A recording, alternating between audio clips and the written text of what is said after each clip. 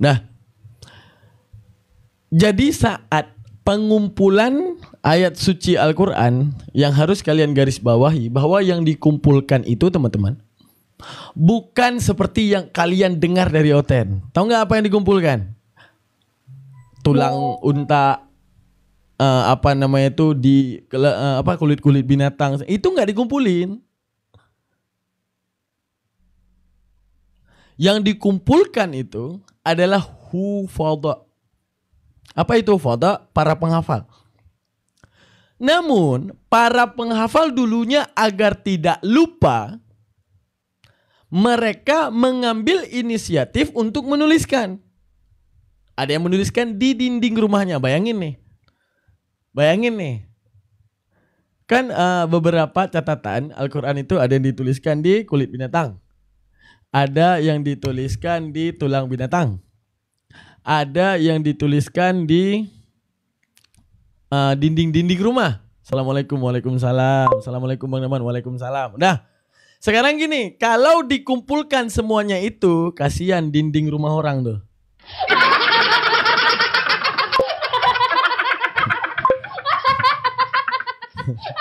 Bayangin, ya, itu mereka ada yang menulis sampai di dinding rumahnya.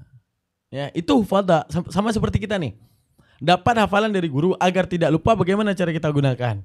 Ya paling kurang kita catat, alhamdulillah kita ada buku. Nah, Apologet.10 mengatakan bahwa Al-Quran, ya, siapa nama dia ya? Aduh, ada di podcast Elia Mirong tuh. Ini nih ya, aku buka ya sama kalian ya. Ini lucu banget nih orang nih. Aku ngakak, ini Apologet.10. Oh, Christia Pelo ya. Christia Pelo ngakak aku nih kita lihat dulu ya. Kita lihat dikit ya. Ngakak aku guys. Christian Pelo 3 hari. Mana dia? Ntar. Di channel dia. Jadi dia podcast sama Elia kan. Aku ngakak total guys. Apologet.10 nih meneliti sesuatu kagak mikir gitu. Apa ini? Kitab agama segala kitab Al-Quran fakta data sejarah. Ini ya? Bener gak yang ini?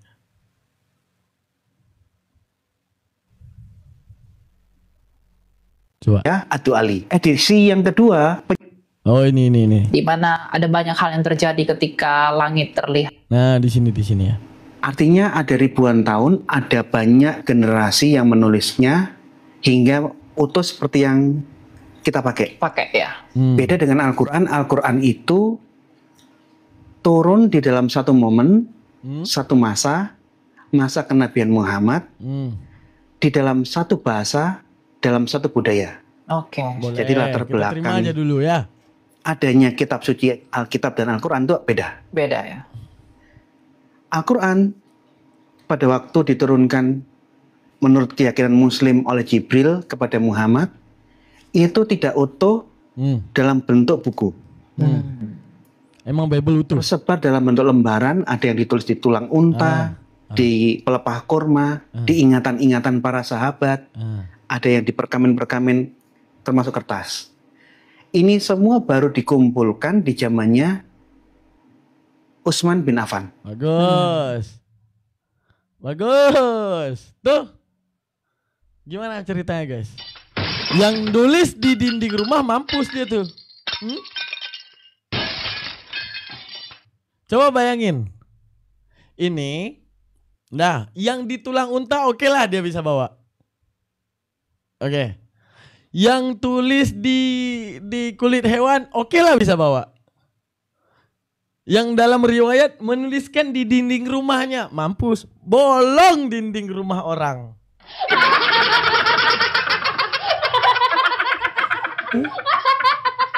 Bolong dinding rumah orang. Tiba-tiba dia curhat kan sama temennya. Men, kata sahabat Utsman bin Affan suruh kumpulin tuh apa yang kita tulis. Apa itu? Ya hafalan-hafalan kita di Al-Quran. Oke. Kamu nulis di mana? Kulit unta. Oke, bawa. Kamu nulis di mana? Ya di tulang unta. Oke, bawa. Kamu nulis di mana? Di dinding. Copot dinding rumahmu dah. Bolong rumah orang. Bolong rumah orang guys. Kan ngadi-ngadi. Era pembukuan Al-Quran. Sebelum Rasulullah meninggal, Al-Quran sudah lengkap dan terverifikasi oleh Rasulullah sendiri. Gini, jangan salah Kak Sprinkler dengar. Ya, gini. Ini saya dengar baik-baik bagaimana Al-Quran itu dibukukan. Ya, dengar baik-baik. Dan bagaimana ranah logikanya agar semuanya pada tahu ya. Perhatikan. Sekarang saya tanya kepada kalian. Rasulullah berbicara dalam satu hadis, ma minan nabiyya ba'asahu qabli illa ma minan nabiyya ba'asahu qabli illa kana ummati wa ashabi wa hawariyun ya'khuduna bisunnah. Maksud daripada ayat tersebut menceritakan bahwa para rasul sebelum aku, kata Rasulullah, itu mereka memiliki adat yang sama sepertiku. Yaitu mereka mempunyai sahabat, mereka juga mempunyai yang namanya hawariyun, murid-murid setia. Mereka juga mempunyai yang namanya umat. Fa innahu khulfun min ba'dihim. Maka setelah itu berdirilah banyak kelompok sesudah era mereka itu. Yaf'aluna ma la ya'malun, membicarakan sesuatu yang tak dikerjakan. Bukan. Yaf'aluna ma la, gitulah bunyinya, saya lupa bunyinya, pokoknya penjelasannya itu gini. Ada nanti satu kelompok setelah mereka meninggal, itu mereka menceritakan sesuatu yang tak pernah diberitakan. Dan nanti kelompok-kelompok penyeleweng itu akan melakukan sesuatu yang tak pernah diperintahkan. Itu dalam satu hadis Rasulullah dan itu hadis sahih. Jadi Rasulullah mengatakan gini, bahwa Nabi Musa dan Nabi Isa itu sama sepertiku. Mereka itu memiliki murid setia. Mereka itu memiliki sahabat juga. Dan mereka memiliki umat. Tapi setelah mereka meninggal, apa yang terjadi? Para penyeleweng itu membangun, artinya apa? Mereka yang tidak setuju dengan Nabiullah membangun kelompoknya sendiri untuk menyelewengkan ajaran tersebut. Mengatakan sesuatu yang tak dikatakan dan memerintahkan sesuatu yang tak pernah dikerjakan.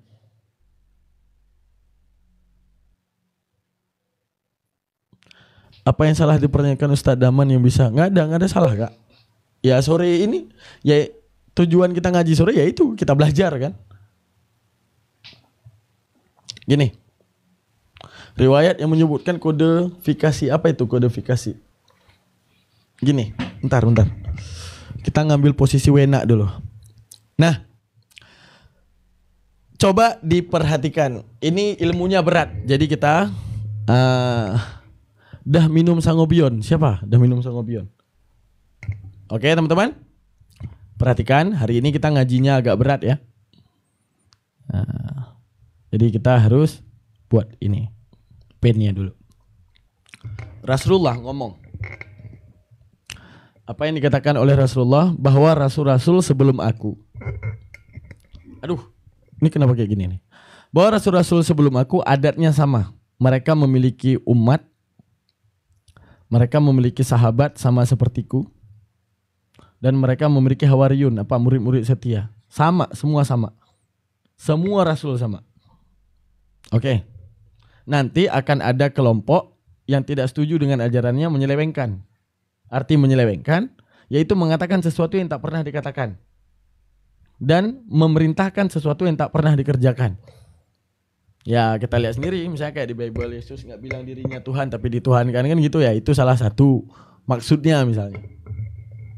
Kemudian didapati mengikuti hawa nafsu mereka, apa yang mereka prasangkakan. Oke, yang mau kita mau masuk tahu nggak apa? Kita bicara kepada kenapa bang? Ini pertanyaan kita. Kenapa bang? Injil disebutkan di dalam Al-Quran, tapi kita belum pernah dapatin kitabnya. Sedangkan mereka, sekalipun yang kita yakini secara Islam, itu bukan Injil, tapi setidaknya mereka punya. Lah kita sebutin doang di Al-Quran, tapi kita kagak punya. Al-Quran juga menyebutkan Taurat. Setidaknya Yahudi punya Torahnya, yang mereka sebut Torah. Lah Islam mengatakan iman kepada Injil, iman kepada Taurat, tapi menyalahkan Nasrani, menyalahkan Yahudi. Ini gimana Islam nih? Kan gitu ya yang kita bangun pertanyaannya. Gini teman-teman, kalian tahu nggak dasar kenapa kitab suci itu dicatatkan? Dijawabkan dalam satu kitab Hasyiah daripada As-Sawi. Apa dikatakan? Nih. Hasyiah As-Sawi. Ini saya dapat dalam kitab fikih ini jawabannya, masalah Nasrani ini ya. Masalah perkawinan dengan Nasrani masalah. Nih, jawabannya. Era Nabi Musa. Kata Rasulullah, Musa pasti punya umat, kata Rasulullah. Punya umat. Nabi Musa juga punya murid yang setia. Nabi Musa juga punya sahabat setia ataupun hawariyun. Isa, era Nabi Isa sama juga. Era Nabi Musa, Isa, beliau juga punya umat, beliau juga punya murid, beliau juga punya sahabat. Sekarang gini, ketika Isa mengajarkan muridnya, Nabi Musa mengajarkan muridnya, pasti muridnya menerima ajaran. Setelah diajarkan berarti muridnya mendapati ajaran. Perhatikan, nanti ini akan jadi pertanyaan yang saya tanyakan ke penonton. Sama-sama memiliki ajaran. Ajaran ini bagi mereka ini adalah ajaran yang benar karena mengikuti Nabi Musa dan mengikuti Nabi Isa. Sekarang gini, ajarannya itu pasti bukan 3 bait doang, pasti banyak ajaran yang diajarkan.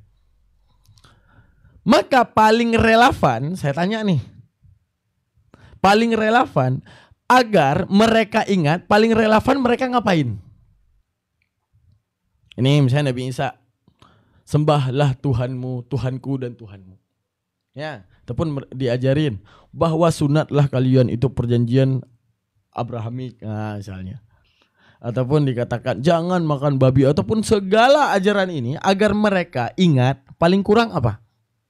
Bagaimana cara mereka agar bisa membuat ajaran ini jadi paten? Gak cuma 1 atau 2 pengajaran, pasti banyak pengajaran. Benar Bang Hamadi. Saya tanya nih, kalau Anda merupakan muridnya Nabi Isa, muridnya Nabi Isa, maksudnya Nabi Muhammad, muridnya Nabi Isa, ajaran yang diajarkan dan Anda percaya beliau adalah Rasul, utusan Tuhan, agar semua yang dia sampaikan antum tidak lupa dan ingat, paling kurang antum ngapain?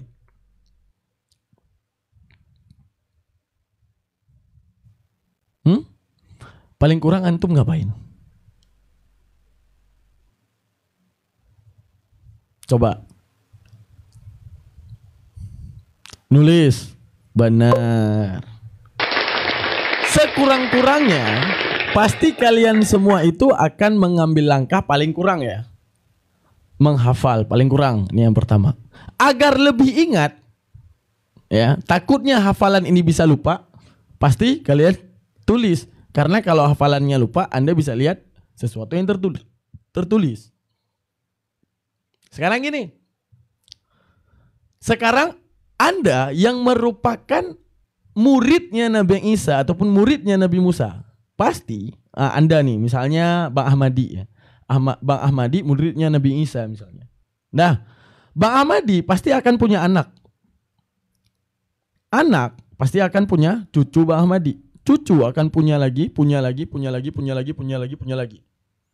Agar pasti Bang Ahmadi itu punya inisiatif, oh anak saya harus tahu ajaran ini, jangan sampai sesat, jangan sampai nyembah berhala. Dan cucu saya harus tahu. Oke. Agar ajaran yang disampaikan oleh Nabi Isa dapat dipelajari oleh anaknya nanti. Misalnya kayak gini, Bang Ahmadi. Nggak mungkin Bang Ahmadi ikut ajaran Nabi Isa, tapi Bang Ahmadi rela anaknya nyembah berhala nanti. Enggak. Pasti Bang Ahmadi juga mau anak daripada Bang Ahmadi ini ikut kepada ajaran sebenar-benarnya, yaitu Isa. Dan kepada anak cucunya dan cucu-cucu dan semuanya itu satu ajaran, itu ajaran Isa. Oke. Cara Bang Ahmadi agar ini bisa tersampaikan ke cucu dan ke cucu-cucu lainnya paling kurang ngapain?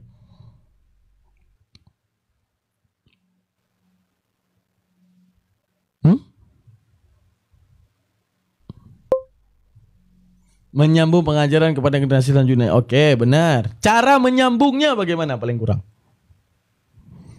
Cara Bang Ahmadi diceritakan. Oke, dijelaskan. Oke. Antum bisa jamin nggak dengan dijelaskan ataupun diceritakan nggak akan terjadi beda informasi nantinya? Diarahkan. Gini, antum nih Bang Ahmadi percaya nih Nabi Isa dengan segala ajarannya. Ya. Di murojaah ada referensi catatan, ini yang saya tunggu. Dibuat buku. Nah, ini yang saya tunggu. Tuh, paham. Itu yang saya tunggu jawabannya. Di bawah paling esensional itu gini. Ketika kemudian Nabi Isa mengajarkan sesuatu. Oke? Kalau cuma dijelaskan secara lisan, si anak dapat info, pasti ada info ini lupa. Yang nanti akan disampaikan ke cucu, pasti akan jadi samar. Oke. Paling kurang apa? Catat. Ketika nanti Bang Ahmadi ingin mengajarkan anak, antum lihat baru mengajarkan. Si anak juga mengambil catatan itu ataupun memperbarui catatan tersebut. Agar dia juga tidak lupa, agar cucunya juga bisa mengikuti kakeknya tadi. Yang merupakan murid daripada Nabi Isa gitu. Berarti paling kurangnya apa? Dicatat. Nah, semua catatan Hawariyun, siapa Hawariyun? Sahabatnya Nabi Isa. Ya, pengajaran Nabi Isa itu disebut Injil. Kalau kita bertanya, apakah Injil itu berbentuk buku Bang? Iya. Apa itu Injil? Pengajaran yang dicatat oleh Hawariyunnya Nabi Isa ataupun Hawariyunnya Nabi Musa. Cuman relevansinya tuh gitu. Di era tersebut proses tulis menulis ataupun alat tulis tersebut masih kurang mumpuni. Makanya wajar adanya kesalahan. Paham maksud saya? Jadi di era Hawariyun mereka menghafal ajaran. Ketika mereka punya anak, mereka mengajarkan hafalan. Paling kurang, mereka itu membuat anak-anak tersebut paham, yaitu ajaran tersebut, yaitu dengan tulisan yang pernah mereka tulis. Segala tulisan tersebut, Allah namakan itu Injil. Segala tulisan yang ada era Nabi Musa, Allah namakan itu Taurat. Oke. Rasulullah menceritakan tadi, fa'innahu takhlu. Setelah Nabi Isa meninggal, dan setelah Nabi Musa tiada, fa'innahu takhluf. Keluarlah orang yang tidak setuju dengan ajaran Nabi Musa. Yang tidak setuju dengan ajaran Nabi Isa. Apa yang mereka lakukan? Wala talbisunal haqqa bil batil wa antum ta'lamun. Apa? Mereka mencampur adukan haqqa bil batil, yang benar dengan kesalahan. Artinya yang benar dihilangkan, yang salah dimunculkan. Wa antum ta'lamun. Allah bilang, kalian tahu yang ini benar, sengaja kalian hilangkan dan kalian munculkan yang salah. Makanya dikatakan Injil dan Taurat telah diubah, itu adalah mughayyarat. Arti mughayyarat apa?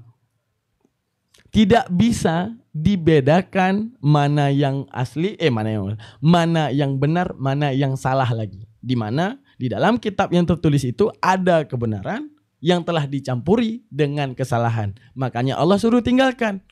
Daripada nanti kamu tidak bisa memilih mana yang benar, mana yang salah, maka kuturunkan Al-Quran, inilah pilihan daripada Al-Quran dibalik kebenaran yang ada di belakang. Seperti itu. Karena ketika ditulis Al-Quran telah Injil dan Taurat telah diubah-ubah itu dengan kata-kata mughayyarat, bukan ikhtilat. Ikhtilat gini. Ikhtilat itu bercampur yang dapat dibedakan. Kalau mughayyarat bercampur namun tidak bisa dibedakan. Contoh, kalau di atas meja saya ini bercampur namanya. Ada buku, ada jam, ada mouse, ada keyboard. Nah, itu bisa dibedakan mana mouse, mana jam, mana ini. Kalau bercampur gula dengan air, kopi dengan air, bisa nggak kita pisah lagi? Ini air, ini kopi, bisa nggak?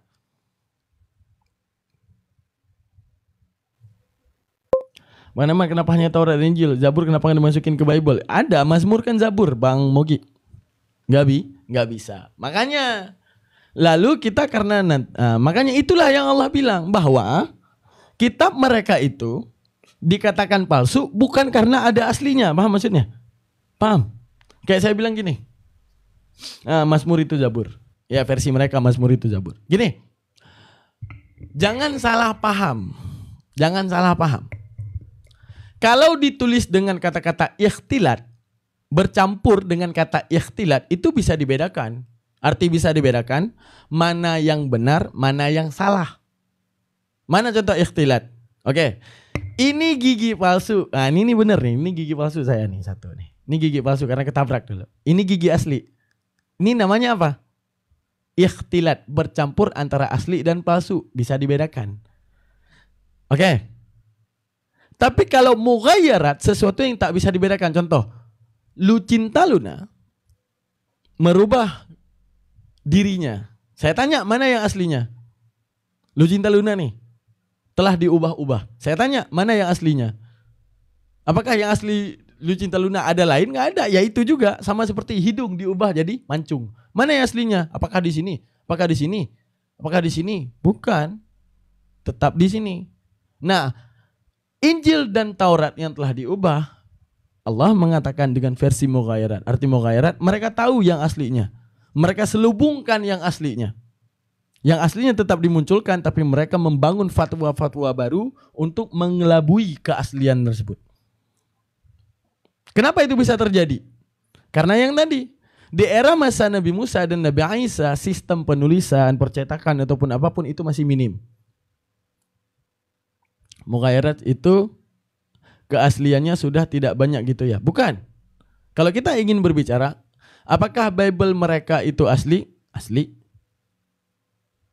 Tapi telah dicampuri dengan segala sesuatu yang palsu. Maka untuk hati-hati lebih baik jangan dipercaya. Itu yang dimaksudkan Al-Quran. Paham maksudnya? Apakah itu asli? Asli. Tapi tidak bisa dipercaya lagi karena telah bercampur antara batil dengan hak, secara tak bisa dibedakan lagi mana yang hak, mana yang batil. Makanya fungsi turunnya Al-Quran, menceritakan kembali kisah-kisah terdahulu. Makanya di Al-Quran kita lihat, oh ternyata di Al-Quran menceritakan Nabi Daud, menceritakan Nabi Zakaria, menceritakan Maryam, menceritakan. Iya memang Al-Quran ingin ngasih tahu ini kisah sebenarnya, selesai. Paham ya? Apakah Bible itu sekarang Injil? Jawab aja bukan. Kenapa kita bisa jawab bukan? Gini. Apa ya kita bilang ya? Ada motor nih, motor telah diubah, ya. Pada motor tersebut disemen, ya. Yang asli daripada motor tersebut cuma satu, apa? Bannya doang. Selebihnya disemen, ditambah kayu, ditambah pohon, ditambah batu bata dan semuanya. Enggak bentuk lagi motor. Apakah itu motor? Iya, karena ada bagian daripada motor. Namun bisa kita katakan bukan motor karena apa?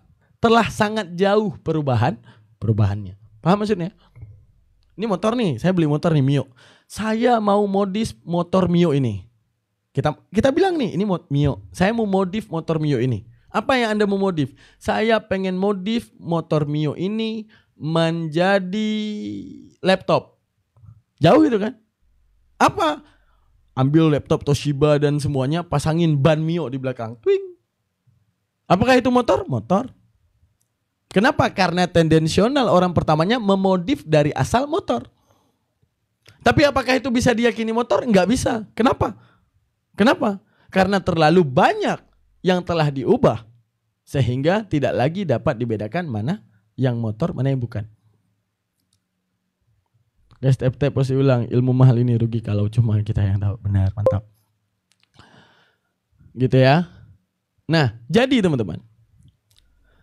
Kenapa Bang namanya Taurat? Dan kenapa namanya Injil? Gini. Taurat. Arti Taurat itu tur. Tur itu apa? Gunung. Jadi, apakah Allah yang menamai Taurat? Tidak. Siapa yang menamai Taurat? Makhluknya. Maksudnya bagaimana Bang Daman? Gini. Ketika mereka mencatatkan di loh-loh batu ajaran yang diajarkan Musa sebelum diubah. Ya. Catatan yang ada pada mereka itu mereka sendiri yang menamakan. Artinya apa? Allah yang menitipkan pemahaman namai itu Taurat. Tanpa harus difirmankan ini adalah Taurat. Nggak usah. Catatan yang udah dikumpulkan ya, agar bisa diwariskan kepada cucunya. Dan itu merupakan isi daripada firman Tuhan. Allah menitipkan. Ketika dia berpikir, ini kasih nama apa ya? Oh Taurat deh, gitu. Makanya Al-Quran membahas apa yang mereka namakan. Taurat.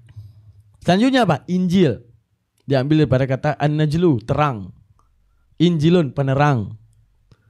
Catatan yang mereka catatkan untuk diajarkan kepada kepada anak-anaknya dan cucu-cucunya. Agar kemudian mereka juga bisa mendapati ajaran Nabi Isa. Allah titipkan dalam hati mereka untuk menamai itu dengan Injil. Paham? Paham sampai sini? Alhamdulillah. Semoga bisa dipahami ya.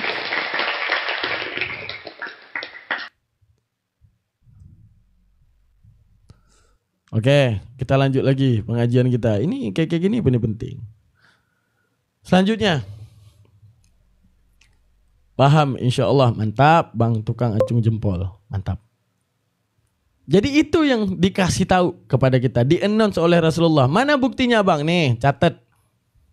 Jangan sampai dikira Bang Daman bohong. Ada dalilnya yang saya bilang. Nih saya bilang ya, perhatikan dalilnya. Hadis Muslim 50A.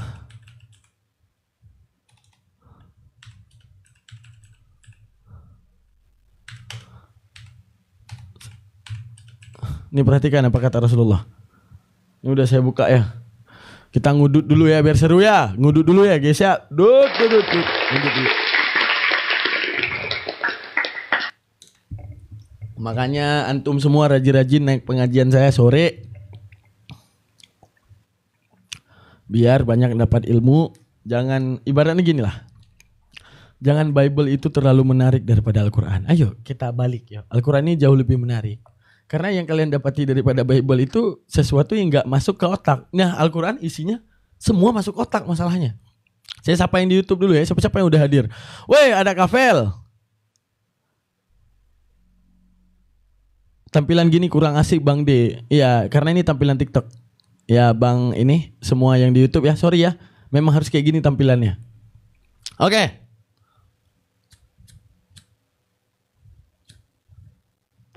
Ini saya bacakan apa kata Rasulullah. Ketika Rasulullah menceritakan nabi-nabi terdahulu. Nih dengar. Hadis Muslim 50A. Kata Rasulullah. Ma min nabiyya. Tidak ada seseorang pun daripada nabi. Ba'asahullahu fi ummati qabli. Yang dibangkitkan kepada umatnya. Qabli sebelum aku. Illa kana lahu min ummatihi. Kecuali adalah baginya nabi tersebut daripada umatnya. Hawariyun murid setianya. Wa ashabun dan sahabat-sahabatnya. Ya'khuzuna bisunnah. Yang mengerjakan persis sama dengan apa yang dikerjakan oleh rasul-rasulnya tersebut. Oke, kita artikan pelan-pelan, kita maknai ataupun kita telaah bareng-bareng ya. Oke. Coba teman-teman, saya pengen tahu kira-kira setelah kita baca tadi, yang Anda pahami ini apa? Ini kita baca ya. Tidak ada seseorang pun daripada Nabi, kata Rasulullah, yang dibangkitkan oleh Allah kepada umatnya, qabli sebelum aku, kecuali bagi mereka itu ada umatnya. Dan ada hawariyun, murid setianya. Wa ashabun, dan sahabat-sahabatnya. Ya'khuduna bisunnah, yang menittiba, yang mengikuti, yang menjunjung tinggi segala sesuatu yang dikerjakan dan yang dikatakan oleh rasul-rasul yang mereka taati tersebut. Apa yang kalian pahami? Saya pengen tahu.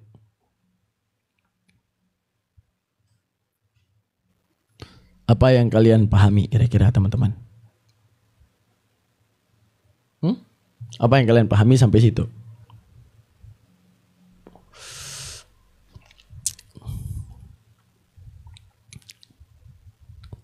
Apa yang kalian pahami kira-kira? Apa yang kalian pahami di situ? Cepat responnya, lama banget nih. Cepat respon. Jangan nasi balas typing. Ini ilmu apa? Ilmu penting. Coba. Kira-kira tadi Rasulullah ngomong apa? Saya pengen tahu. Nalar kalian. Kita telaahnya bareng-bareng. Untuk para nabi itu pasti menaati nabinya. Oke, mantap. Pasti ada yang mengikuti apa yang diajarkan. Mantap. Maaf bang, saya masih berpikir. Oke, kita simpulkan. Nabi dibangkitkan dengan pengikutnya. Benar, mantap. Oke. Hadis tersebut menjelaskan kepada kita, Rasulullah bercerita kepada sahabatnya. Apa yang diceritakan? Wahai sahabat-sahabatku, rasul-rasul sebelum aku sama seperti aku. Mereka punya umatnya. Mereka punya sahabatnya. Mereka punya murid-murid setianya. Yang rentan mengikuti apa yang dikatakan rasul-rasulnya. Yang rentan mengikuti apa yang diperintahkan oleh rasulnya. Yang rentan menjalani apa yang dilakukan oleh rasulnya. Oke, sampai sini paham? Paham? Sampai di sini paham? Oke.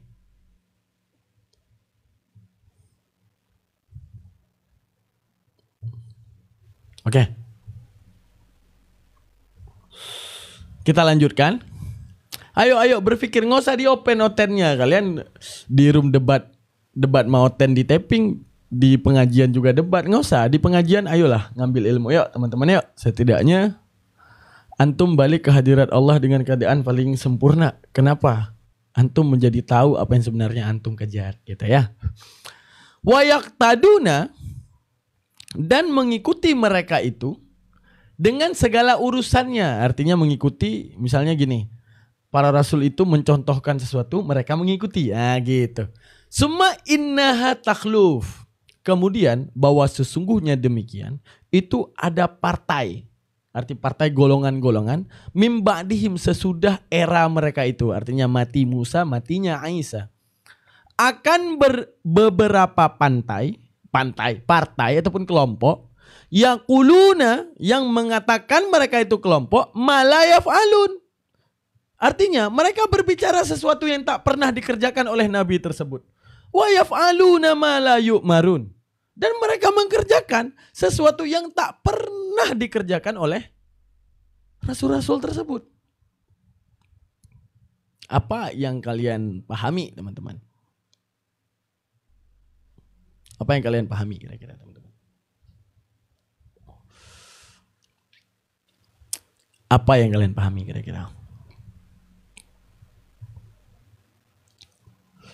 Wah, Bang Fuad, jazakallah Bang Fuad. Kita ngaji-ngaji ya.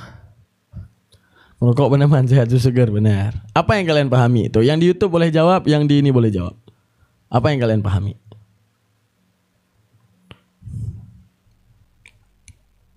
Saya pengen tahu. Apa yang kalian pahami daripada penjelasan dan perkataan yang tadi? Tidak mengajarkan yang seharusnya diajarkan. Mantap. Pasti ada penyelewengan ajaran setelah kepergian Nabi. Benar. Masya Allah. Mantap. Simak baik-baik.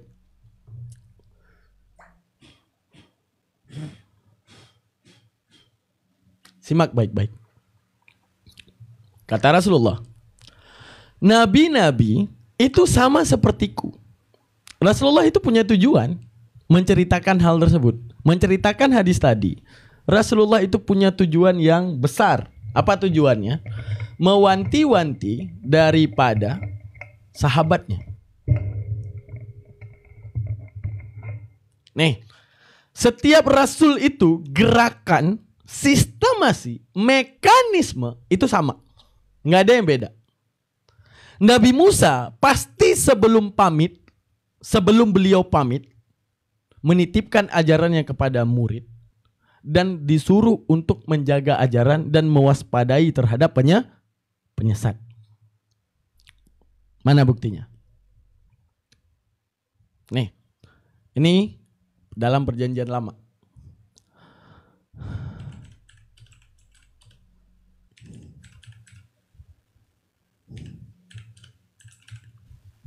Ini sebelum Nabi Musa. Mana dia? Tuh, saya buka catatan dulu.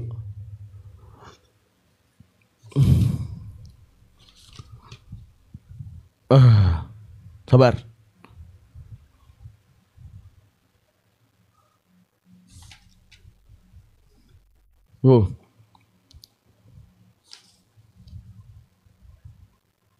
Ini aja.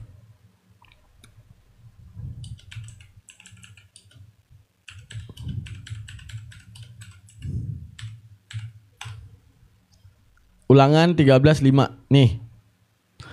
Nabi Musa, ya. Nabi atau pemimpi itu haruslah dihukum mati karena ia telah mengajak murtad terhadap Tuhan Allahmu yang telah membawa kamu keluar dari tanah Mesir dan yang menebus engkau dari rumah perbudakan dengan maksud untuk menyesatkan engkau dari jalan yang diperintahkan Tuhan Allahmu kepadamu untuk dijalani. Tahu nggak maksudnya? Bahwa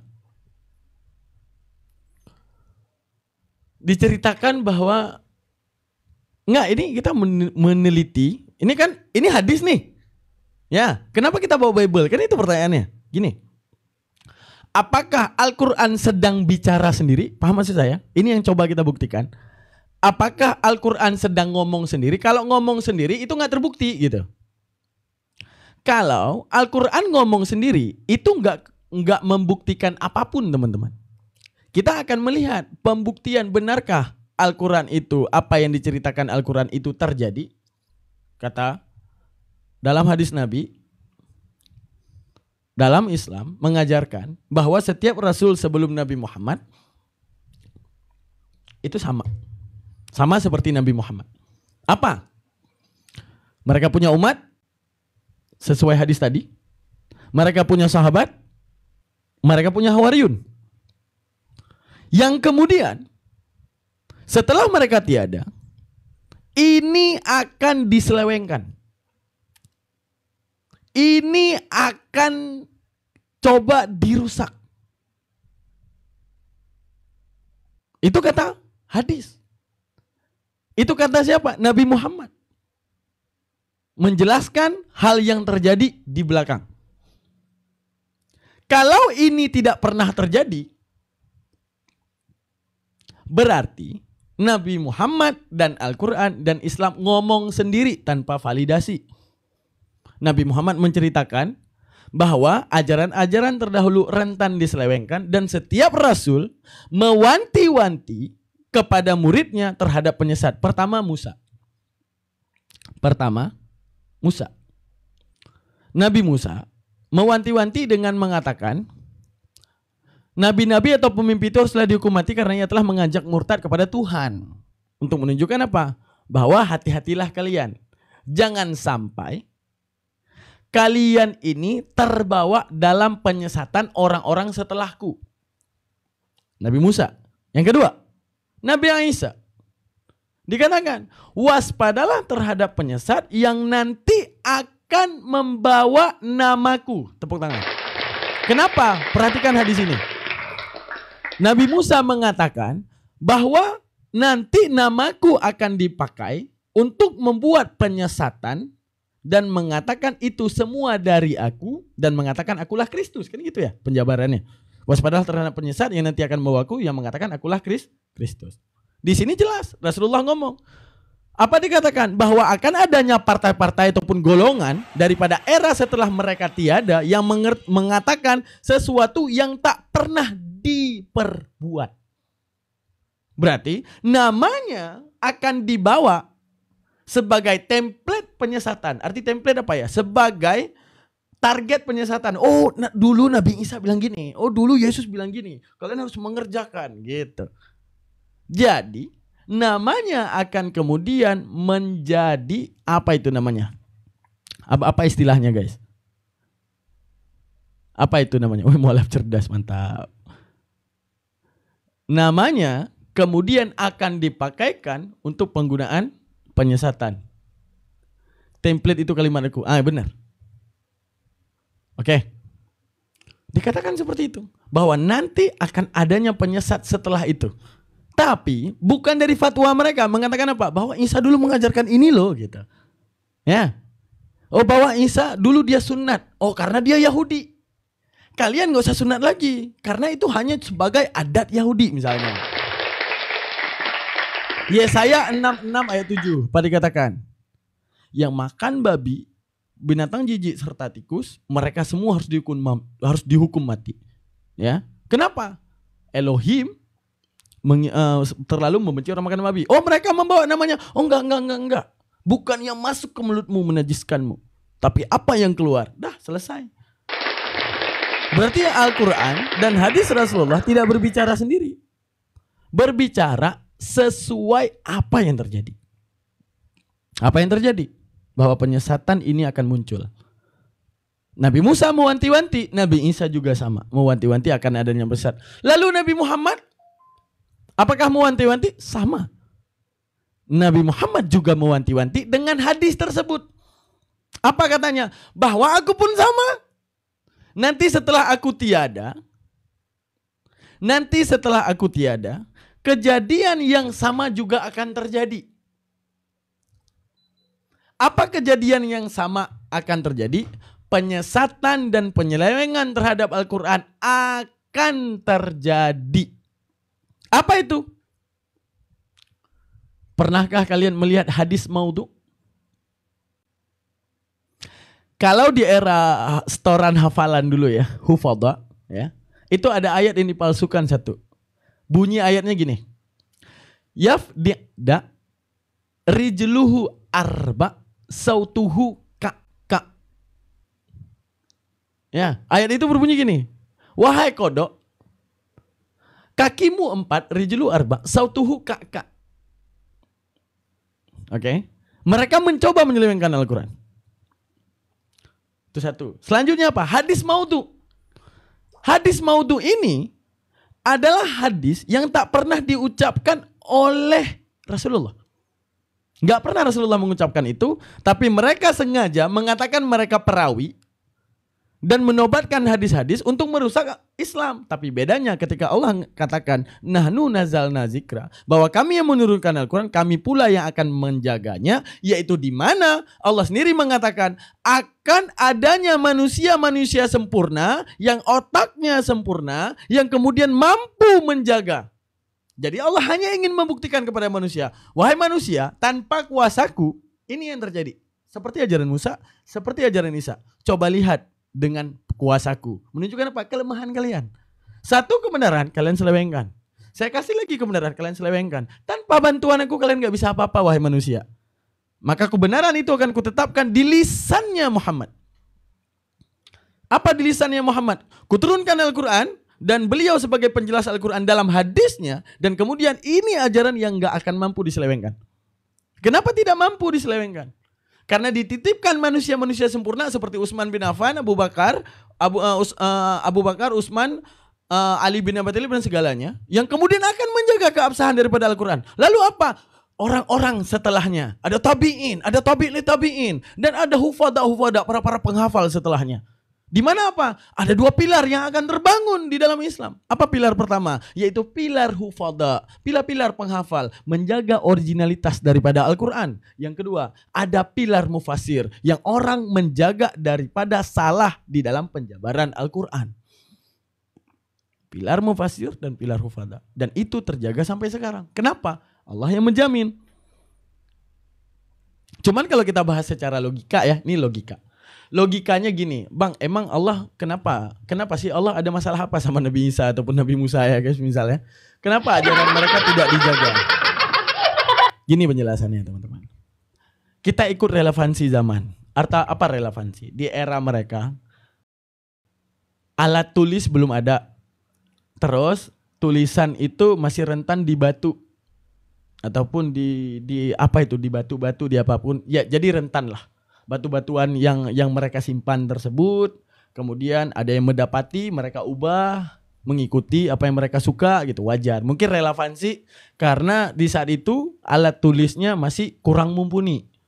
Sehingga kemudian ini masih punya probabilitas untuk diselewengkan. Lalu kemudian gini, kenapa itu harus di ini Bang? Kenapa Allah tidak jaga? Sekarang gini, kalau Allah jaga Taurat, Allah jaga Injil, apa yang terjadi? Ketika kemudian Al-Quran datang, ngapain beriman kepada Al-Quran? Misalnya gini, Taurat dijaga, Injil dijaga, Al-Quran harus turun untuk menjadi ajaran terakhir. Begitu Al-Quran turun, lah ngapain? Ngapain iman kepada Al-Quran? Orang Injil kami udah bener.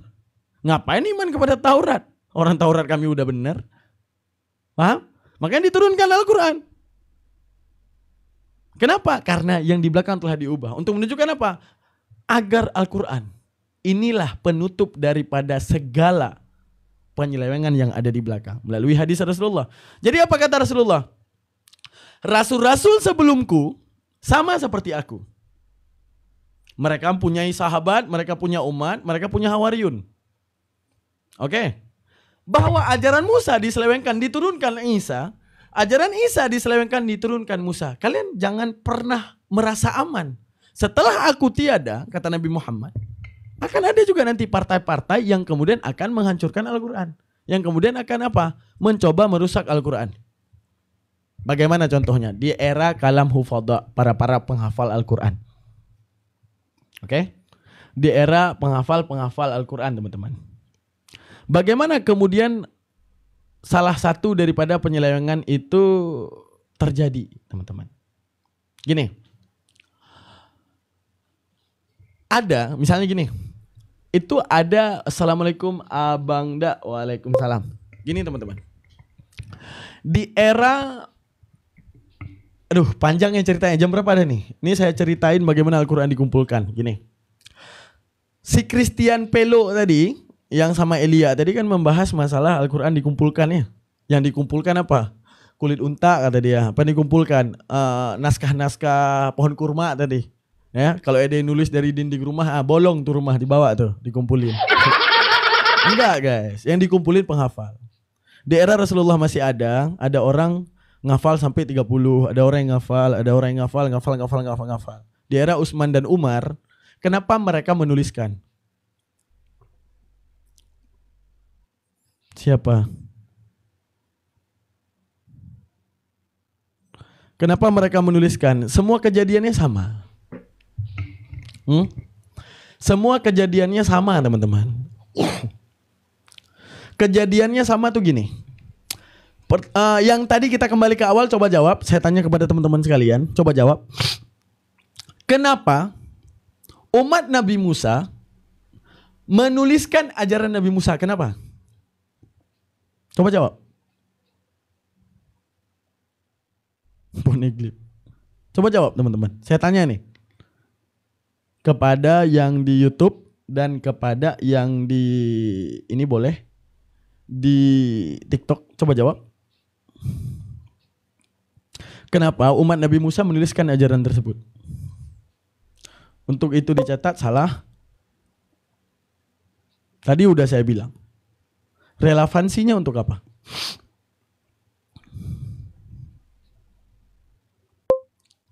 Rokbu 2 Kabang 19. Karena pengikutnya salah, untuk generasi selanjutnya benar. Untuk mengajarkan, untuk dapat diingat, benar. Dan yang paling penting apa? Agar ajaran ini dapat untuk kemudian diwariskan kepada anak cucu mereka. Sekarang gini. Kita kembali ke Umar dan Utsman. Rasulullah tidak pernah mengatakan untuk membukukan Al-Quran. Allah Subhanahu wa Ta'ala juga tidak didapati dalil di dalam Al-Quran untuk membukukan Al-Quran. Pertanyaan kita, kenapa Utsman dan Umar membukukan Al-Quran? Coba jawab.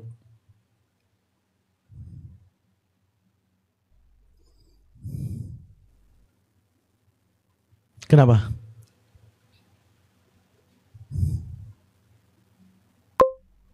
Muhammad Rokmu Kabang, iya.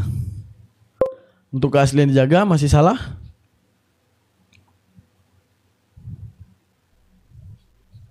Dijaga keaslian salah?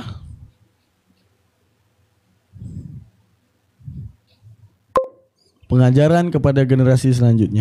Ini jawabannya. Paham? Paham? Sekarang gini, Rasulullah mengajarkan. Ya. Rasulullah mengajarkan Al-Quran dan firman Allah kepada sahabat-sahabatnya. Oke. Dan kepada orang-orang Islam di era Rasulullah hidup. Sekarang Umar bin Khattab punya anak, Utsman punya anak, Ali punya anak, dan semua sahabat-sahabat Rasulullah yang Islam punya anak. Dan anak itu pasti akan bercucu. Cucu itu pasti bakal bercucu lagi. Cucu itu bakal bercucu lagi. Kalau kalian adalah para sahabat tersebut, bagaimana cara kalian mengajarkan apa yang diajarkan oleh Rasulullah untuk cucu generasi ke-6 kalian? Bukan generasi kedua, bukan generasi pertama cucu.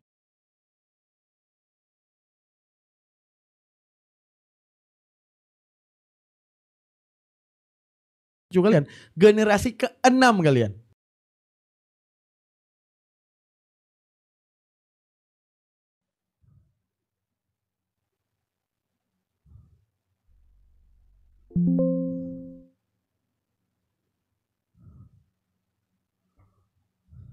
Sabar ngelek. Sabar guys, ngelek. Halo?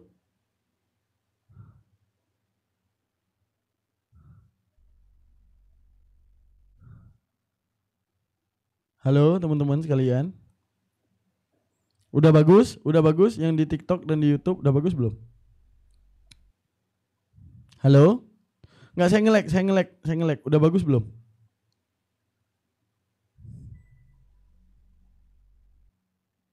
Halo? Teman-teman? Waduh, saya nggak bisa kontrol ini lagi. Sabar. Aman ya? Alhamdulillah. Semoga aman ya. Oke teman-teman, perhatikan. Coba jawab yang tadi. Anda bakal punya cucu generasi ke-6. Dan Anda adalah sahabat Rasulullah nih. Antum semua ini adalah sahabat Rasulullah. Antum semua ini adalah sahabat Rasulullah. Anda pasti bakal punya cucu generasi ke-6. Agar ajaran Rasulullah ini bisa sampai ke mulut mereka dan tidak salah. Anda akan mengambil langkah apa kira-kira? Coba jawab. Kira-kira langkah apa yang Anda akan ambil agar ajaran yang Anda terima daripada Rasulullah bisa sampai ke cucu generasi ke-6?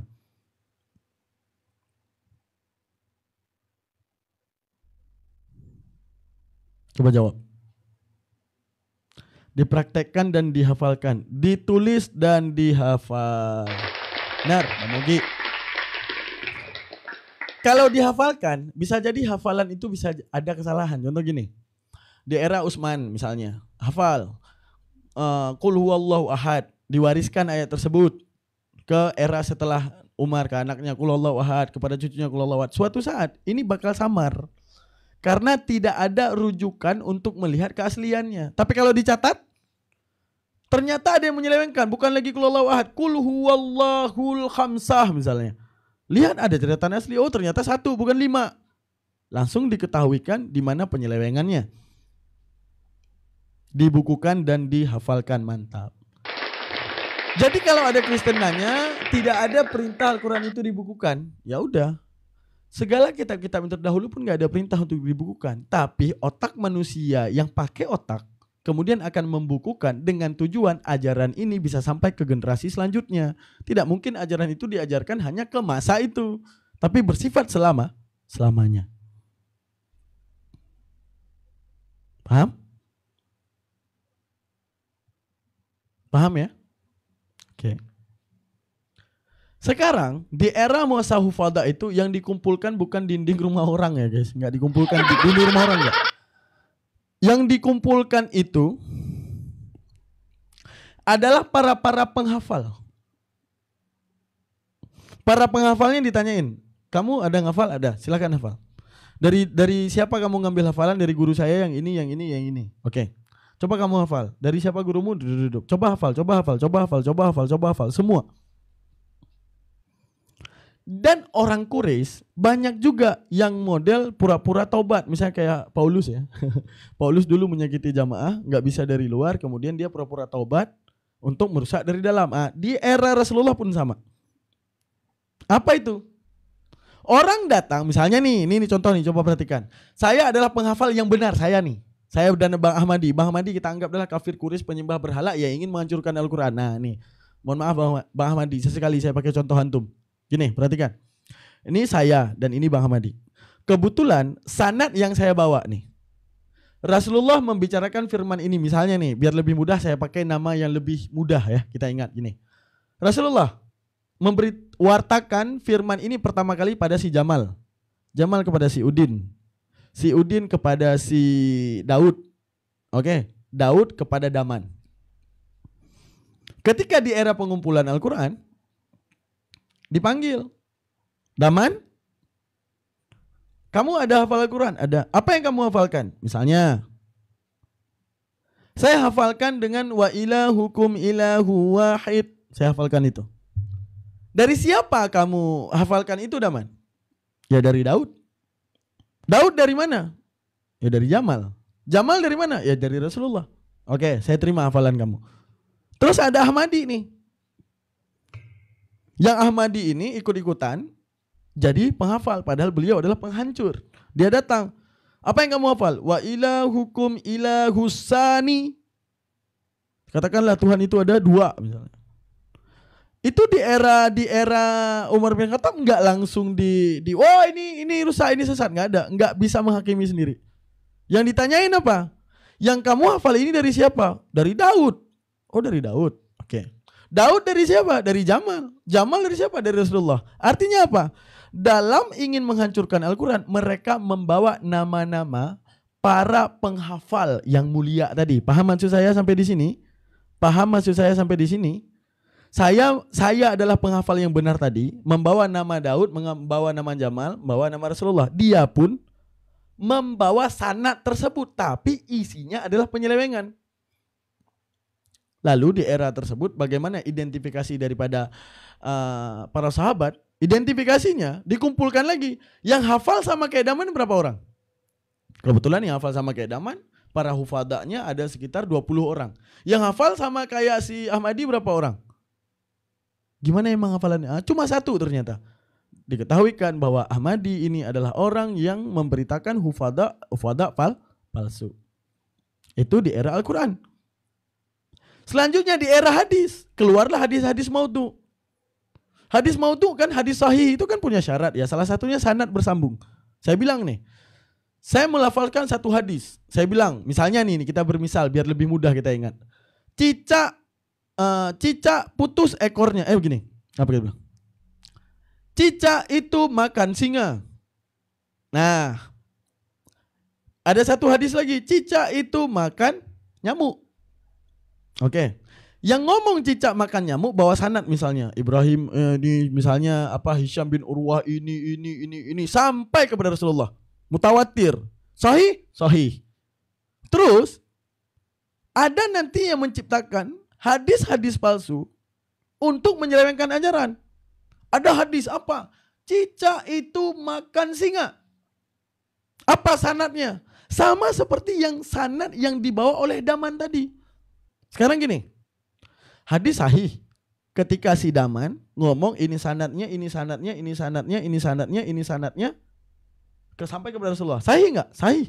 Karena menyambung. Yang ngomong cicak makan singa itu juga bawa sanad yang sama nanti. Dan diklaim juga sahih. Lalu di era selanjutnya, di era tasihih, pentasihihan, ditinjau, ini hadis bertentangan. Ini siapa yang hafal? Ini siapa yang hafal? Yang hafal kayak gini berapa orang? Oh ini banyak, ini banyak. Oh ternyata dua-duanya banyak, oke. Coba ini perawinya ngaji di mana? Artinya gurunya siapa? Guru. Ternyata setelah penelitian didapati bahwa dia adalah mengaku-ngaku sebagai penghafal hadis dan itu diklaim sebagai hadis maudhu. Penelitian itu panjang teman-teman, sampai diteliti kan? Tahu nggak apa? Kok panas sekali ya hari ini ya guys? Bentar ya. Oh enggak, aman. Jadi era penelitian itu yang diteliti tahu nggak apa? Misalnya Bang Ahmadi tadi, misalnya beliau adalah orang yang ingin menghancurkan hadis. Penelitian itu sampai ke Ahmadi, ya. Kamu ngaji sama siapa? Siapa yang pernah ngaji yang sepengajian dengan Ahmadi? Itu ditanyain semuanya. Sampai siapa gurunya, apakah gurunya mengakui dia, bahwa orang yang belajar bersamanya siapakah, dan semuanya. Oh ternyata didapati ini ternyata lah hadis maudhu. Ternyata orang yang ingin menghancurkan Islam, menyamar-nyamar jadi Islam dan melafalkan hadis-hadis yang sifatnya maudhu. Itu kata Rasulullah. Jadi jangan kalian kira ajaran yang diselewengkan hanya ajaran Isa dan Musa. Bahwa Rasulullah berbicara, nanti di masaku pun sama. Makanya Rasulullah bilang, makana min nabiyya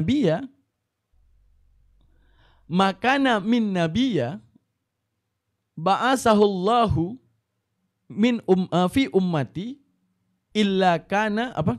Gitulah yang tadi, hadis tadi. Paham ya? Sampai di sini paham ya?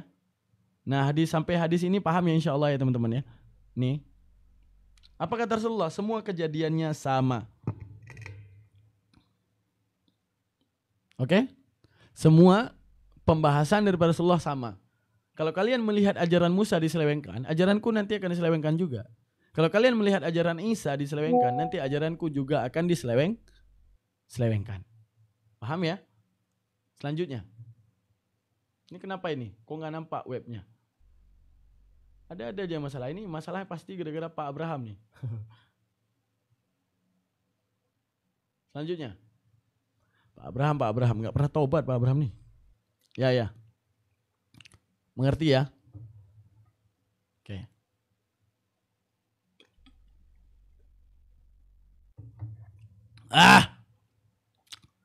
Kita lanjutkan. Terus.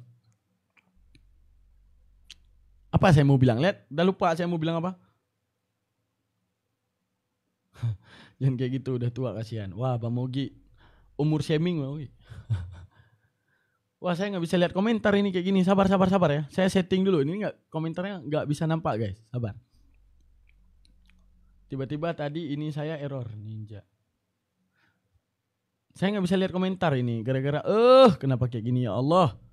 Ini gara Pak Abraham nih. Sabar ya. Setting dulu biar bisa lihat komentar Pak Abraham. Seru nih.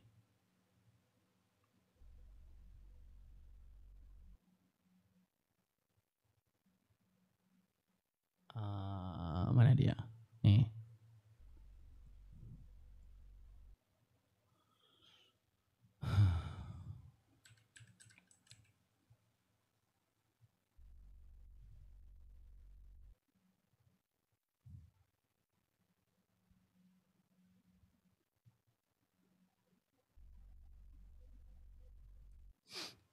Oke.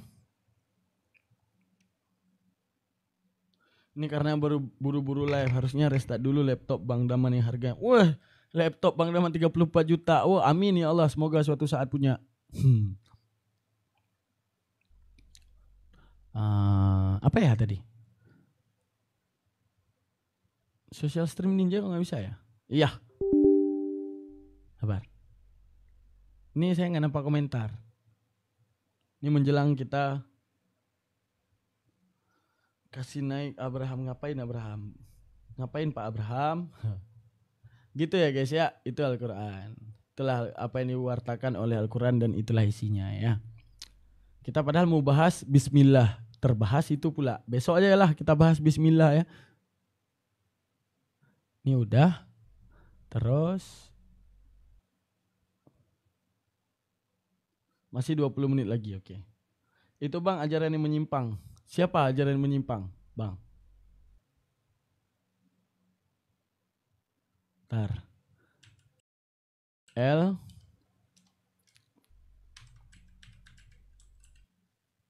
Ini dia.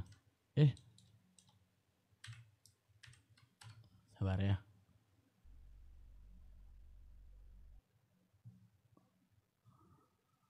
Fikih wudu yang mulut belum kebahas lagi.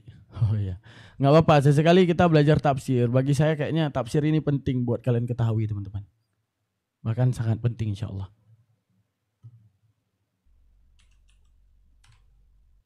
Oke. Apa ini? Jazakallah Kamisna. Nah ini udah nampak nih, udah enak. Ini udah bisa ting-ting, ini udah nampak nih, udah nampak lagi. Oke? Nah, gitulah teman-teman hari ini. Jangan tegang Daman, bahas isi Al-Qur'an bukan tafsir dari manusia. Emang yang dari tadi bukan isi Al-Qur'an yang aku bahas. Emang bagi antum tafsir itu apa sih? Apa itu tafsir? Apa itu tafsir? Al-Qur'an itu nggak bisa sembarangan ditafsir. Karena fungsi daripada datang Rasulullah itu sebagai otoritas tertinggi penjabaran Al-Quran. Paham? Kalau enggak, Al-Quran ini akan ditafsirkan sembarangan. Jadi Rasulullah datang untuk menjelaskan Al-Quran. Maka kesempurnaan dan kebenaran di balik penjelasan Al-Quran, yaitu orang yang menjelaskan Al-Quran yang dia berguru, yang gurunya itu bisa sampai kepada Rasulullah. Dari tadi narasi cicak versus singa. Kenapa dibahas tafsirnya? Apa ya cicak versus singa? Sejak kapan?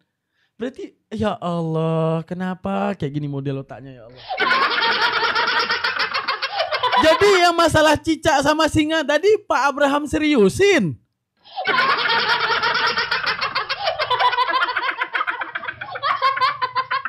Diseriusin itu.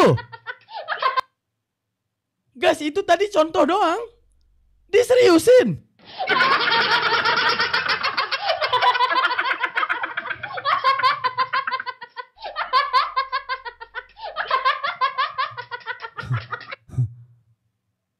Wah. Lucu ya. Padahal tadi kita ngomong nih. Kita ngomong, contoh ada orang yang ngafal cicak makan nyamuk. Ada orang yang ngafal cicak makan singa. Dan kita yang Islam, ini contoh. Dan yang oten diseriusin coy.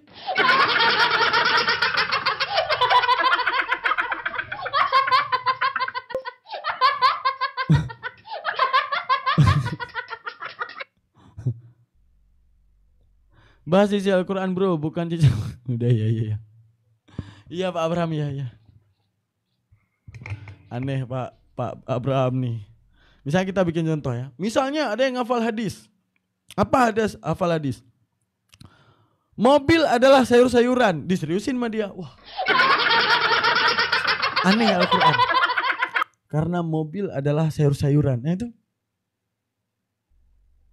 Capek kita nih. Capek kita nih modelan kayak gini. Saya aja terkejut loh. Bisa Pak Abraham itu menseriuskan cicak makan singa. Dan itu adalah hadis. Kan lucu. Allahu Akbar. Na'udzubillah. Apa? Tumben Daman tak nonaktifkan komentar saya lalu dinonaktifkan oleh Daman. Apa? Apanya Pak? Apanya Pak Abraham? Bobo ayun Pak Abraham banyak-banyak Pak. Astagfirullah. Udah tua juga.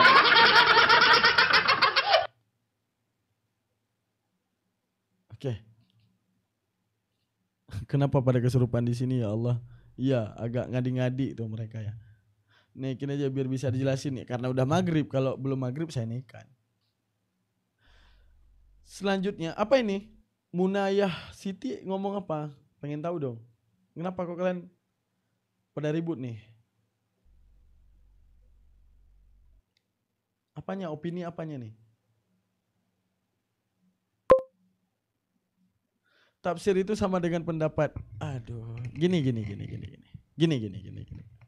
Ini ya, aku jelasin tafsir ya. Simak, bawa catatan biar pada tahu arti tafsir. Simak, bawa catatan, tulis di dinding rumah. Kalau disuruh kumpulin, hancurin rumahnya tuh. Kayak Oten ngomong tadi. Dengar. Apa itu tafsir? Saya ngomong. Di Depok, di dekat kantor polisi, ada kebakaran. Oke. Yang dengar info ini siapa? Bang Ahmadi. Kalau Bang Ahmadi menyampaikan persis apa yang saya sampaikan, itu hafal namanya. Tafsir itu bagaimana? Beritanya sama, beda daripada perluasan berita. Bang Daman bilang, di Depok di samping kantor polisi ada kebakaran. Di lisannya Bang Ahmadi dia ngomong, Bang Daman bilang di Depok samping kantor polisi ada kebakaran. Kebetulan saat itu pukul 8 dan saya langsung ke TKP. Saya melihat di situ ternyata ada satu keluarga, mereka menjadi korban, innalillahi wa inna ilaihi rajiun, dan mereka semua tidak selamat. Saat itu pemadam datangnya jam 10. Itu tafsir namanya. Paham? Paham sampai sini? Itu tafsir. Tafsir itu bukan gini. Daman ngomong.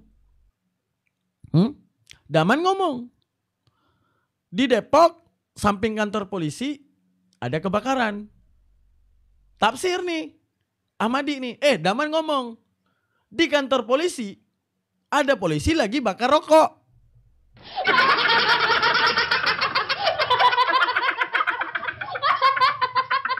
Itu bukan tafsir.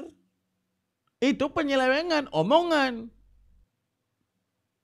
Paham? Sama kayak bilang, selama langit dan bumi ada, tidak ada satu iota pun daripada hukum Taurat itu batal. Paulus ngomong, dengan matinya Kristus di tiang salib, maka batallah hukum Taurat. Ini salah satu contohnya.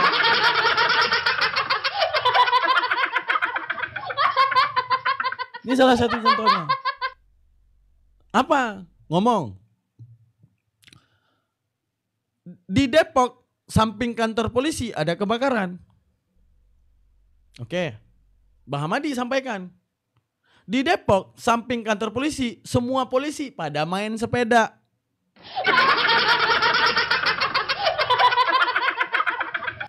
Itu penyelewengan. Yesus ngomong, selama langit dan bumi ada, tidak ada satu iota pun daripada hukum Taurat itu batal.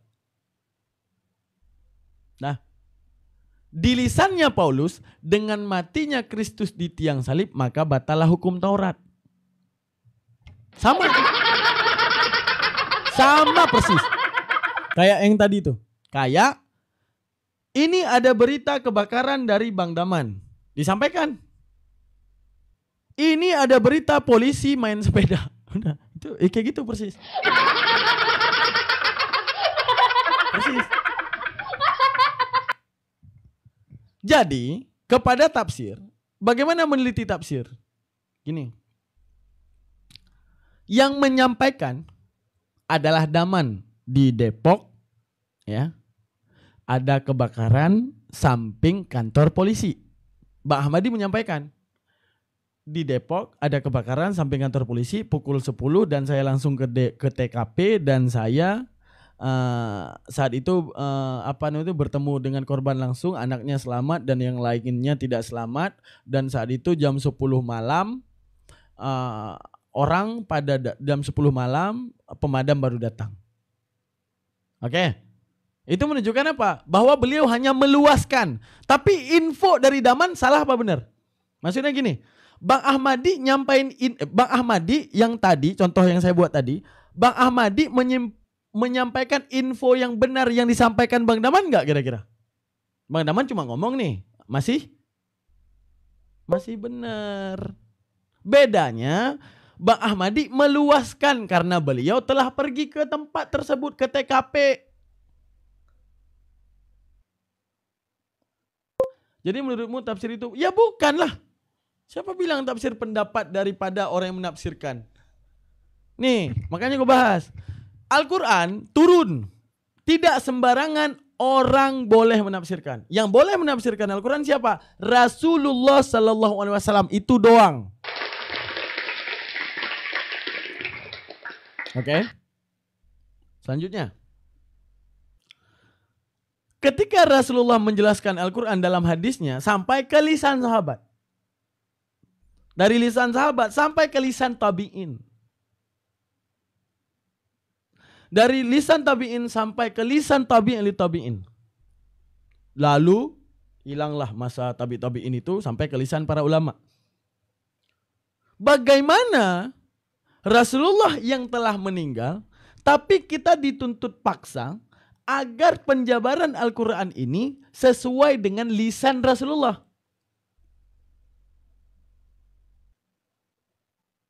Caranya yaitu berguru dan mematuhi penjelasan orang yang orang tersebut dulunya berguru kepada guru yang punya guru, yang guru tersebut punya guru lagi, yang guru berguru kepada sahabat dan sahabat bisa sampai ke lisan Rasulullah agar selisan dengan pembahasan tersebut. Itulah Al-Quran.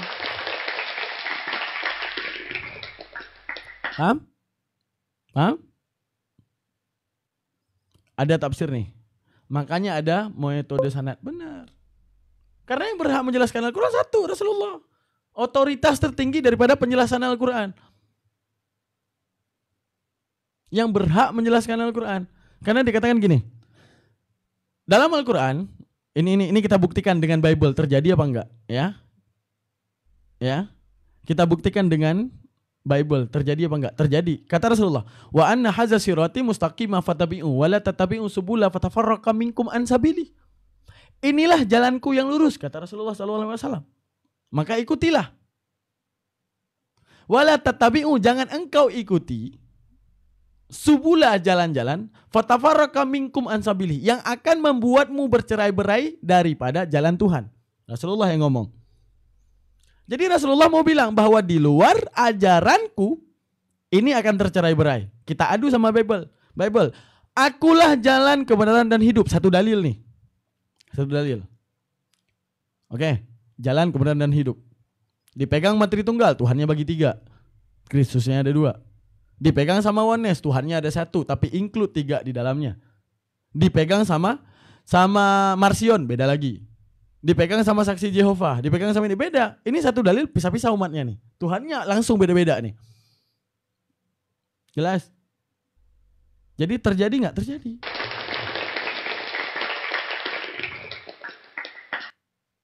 Oke. Jadi penjelasan daripada Al-Quran itu wajib selisan dengan Rasulullah.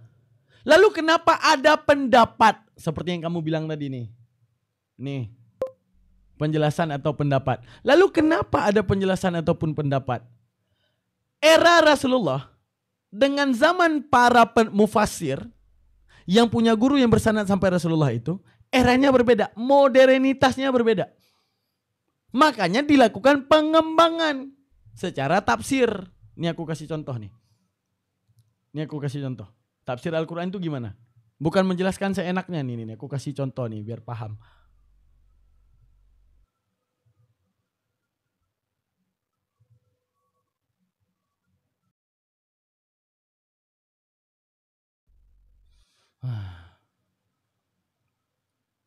Ntar. Sama dua deh. Sabar. Nih.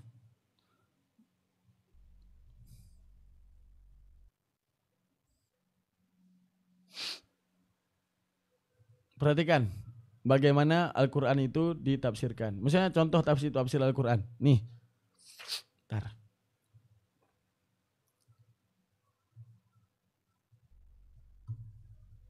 Perhatikan.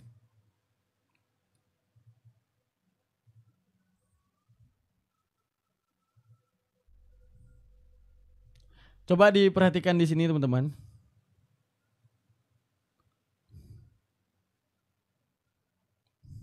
Wah, penonton di YouTube sekarang baru rame. Kalian tadi kemana aja? Udah hampir tutup. Ya penonton di YouTube jangan lupa ya, setiap sore ada pengajian saya. Nih contoh nih, bedanya kitab Oten dengan kitab kita. Nih perhatikan. Nih ya, coba perhatiin. Ini adalah ayat Al-Quran. Itu dipisah-pisahkan tuh. Nih. Bukan pendapat. Ini ayat Al-Quran nih, ayat 19 misalnya kan. Ini contoh nih, ayat 20. Fa'arahul ayatal kubra. Terus fakazzaba wa asani. Tetap yang di dalam kurung ini para ulama aja nggak berani ini mencampurkan antara tafsir dengan ayat asli. Jadi ini ayat asli dalam kurung, ini ayat aslinya. Jadi per kalimat dijelaskan, ini maksudnya apa, ini maksudnya apa. Fanada misalnya ini. Faqala ana rabbukumul a'la misalnya. Terus dijelaskan di sini. Jadi kita bisa melihat bahwa Al-Quran itu, para ulama aja, Al-Quran itu tidak dicampuri oleh apapun. Kalau Al-Quran dibatasi dalam kurung, penjelasan Al-Qurannya ada di luar. Yang ini pendapat beliau. Jadi kami memahami, oh ini Al-Quran dan ini pendapat beliau. Nah Bible nih, perhatikan. Perhatikan, kita bedakan dengan Bible nih. Perhatikan. Semoga istiqamah, ya semoga kalian juga istiqamah merapaikan di sini ya. Itu tafsir Al-Quran contohnya. Kita lihat nih, Bible ya. Pegangan yang kuat.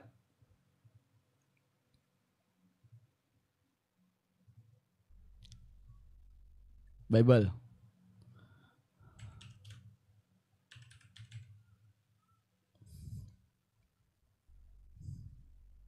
Apa misalnya kita buka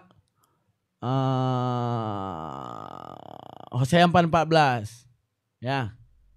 Kita buka. Apa-apa yang ada lah. Ini misalnya. Ini contoh ya. Kita buka nih. Ini ayatnya. Kita buka nih. Tafsir nih. Langsung. Top Matthew Henry misalnya. Nah.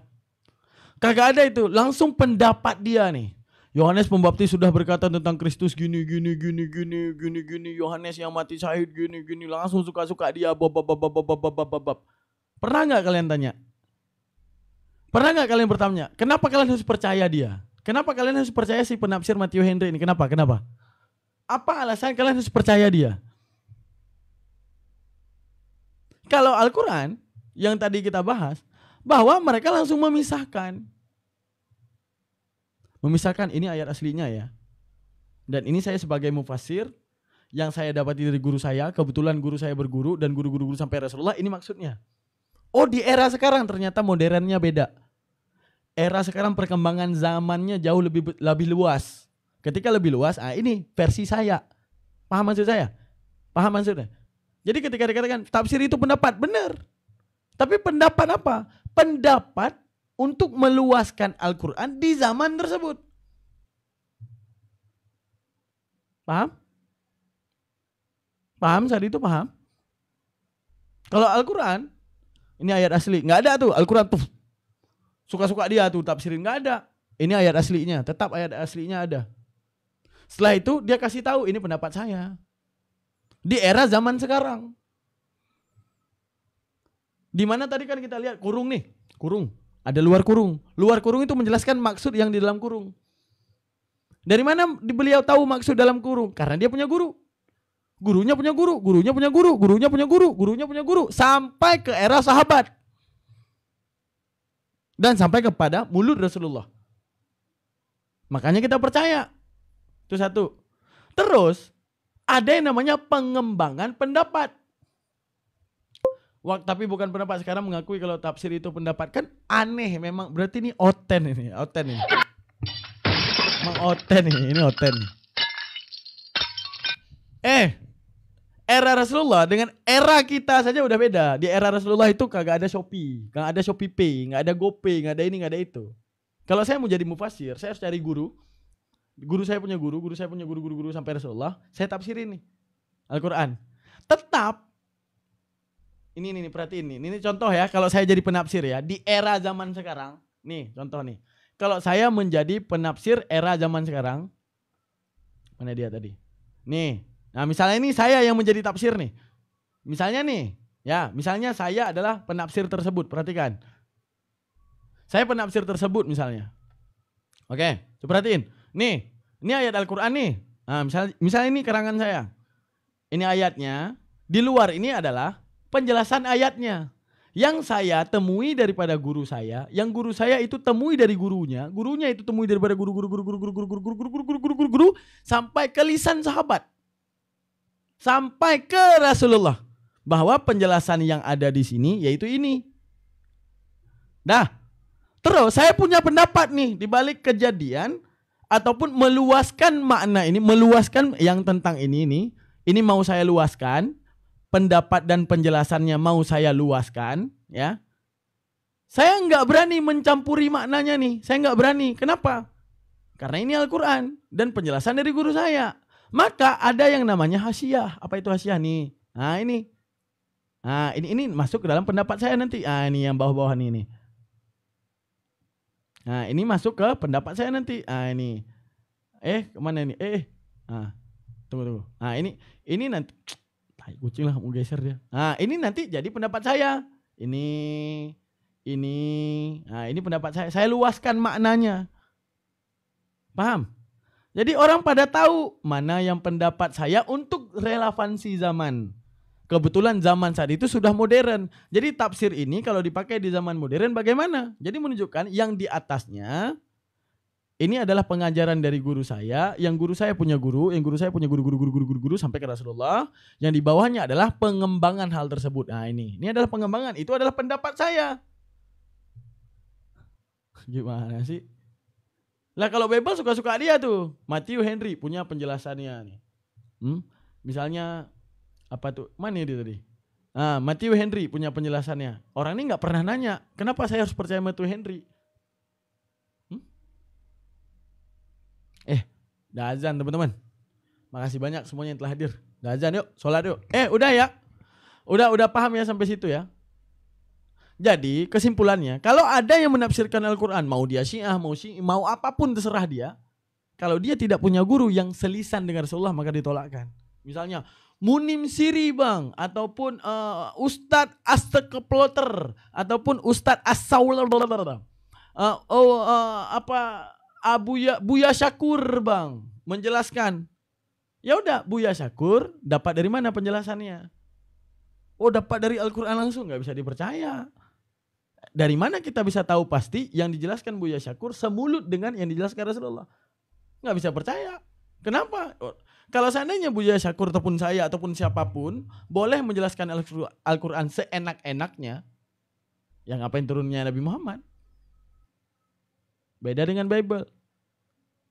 Ya. Nah. Oke teman-teman, angkat tangannya maghrib ya. Dan yang di YouTube jazakallah ya. Besok sore jangan lupa hadir. Selalu hadir di Al-Mantiki Reaction ya. Yang di YouTube jazakallah ya, telah hadir bersama Bang Daman. Makasih banyak teman-teman yang telah hadir di Al-Mantiki Reaction. Oke. Setiap sore kita ngaji. Jangan lupa dipantengin, catat waktunya yaitu selesai asar, ba'da asar. Doa. Auzubillah saat nanti waktu tabil hawaij, niatkan hajat kalian apapun itu ya. Oke. Kita berdoa. Auzubillah minasyaitonirrajim. Bismillahirrahmanirrahim. Allahumma salli ala sayyidina Muhammad wa ala ali sayyidina Muhammad wa barik wa sallim.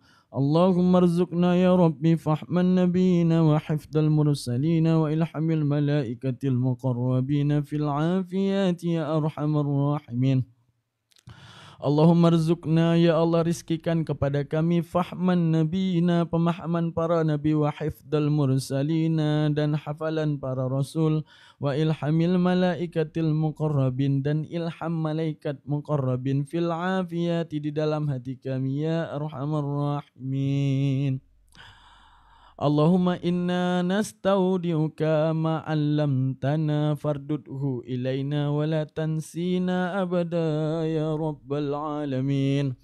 Allahumma inna nastaudiuka, ya Allah, hadiahkan kepada kami ma 'allamtana, segala sesuatu yang belum kami ketahui, Fardudhu ilaina, dan kembalikan pemahaman tersebut kepada kami ya Allah, inda ihtiyaji ilaihi, ketika kami membutuhkan.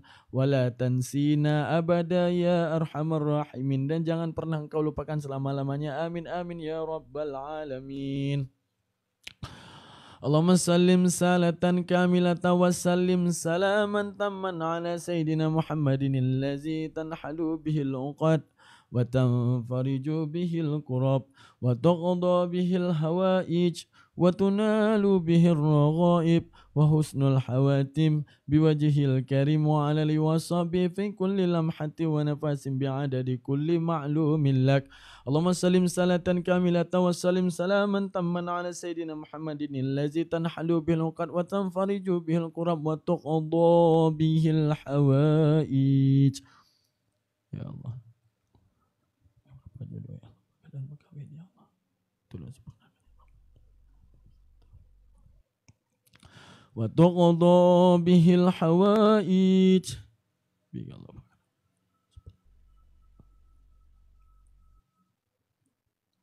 wa tuqda bihil hawaij.